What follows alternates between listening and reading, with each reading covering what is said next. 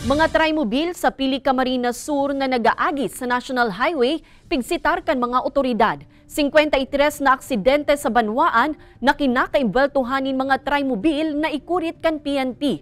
Mantang LGU, aminadong kulang ang municipal roads na rason man kung taano day man nalilikayan na mag-agi ang mga ini sa National Highway. Uyan report ni Chris Novello. Irido ang tri-mobile driver na ini makalis mabodalan kan sarong motorsiklo sa National Highway sa banwaan ng Pili Camarines Sur kan nakaaging aldaw. Sa kusog kan impact, naglitong an minamanhew ka ining tri-mobile. Sa datos kan Pili Municipal Police Station, sa 653 na vehicular accidents na ikurit sa banwaan kan 2023, 53 sa mga ini ang kinaimbweltuhan kan mga tri-mobile o katampad nin 8.12%. Anyway, even though sabi tangani sa dit na porsyento, talagang yaon, maigo talaga. Siguro dahil madiklom kasi banggi naman nangyari, dahil nahiling na nagsiko na si tricycle, kaya na aksidente man. So may mga mga factor po na contributory sa mga insidenteng ini. Uli ka ini, mahigot ang pagsitar asin pagirumdom kan mga otoridad sa mga tri-mobile driver na nagaagi sa National Highway sa banwaan.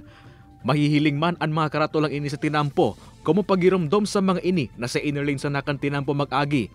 Basado sa Executive Order No. 05 kan munisipyo, alagad ni bang tri-mobile drivers nakikipagpatintero sa mga tarakulang lunadan sa National Highway.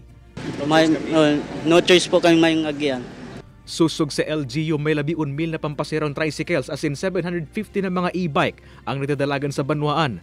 Aminado man ining, day talaga nalilikang day mag-agikan mga tri-mobile sa National Highway uli sa kakulangan din mga municipal roads. Hindi ko kitang inaapo nag-exemption dahil ang sa tuyang facility sa mga tinampo kulang.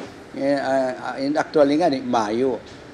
Ang problema pa, dapat talagang ma-full ang implementation katong road clearing dahil igwang mga shop organisa niya sa gilid pati si shoulder nagagamit, si tinampo mismo nagagamit.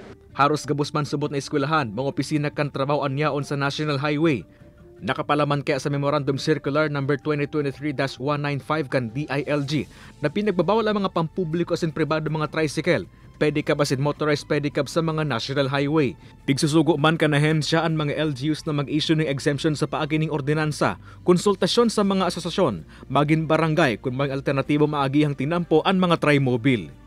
Kay Banan si Carlo Abonita, Chris Novello, Balitang Bicolandia.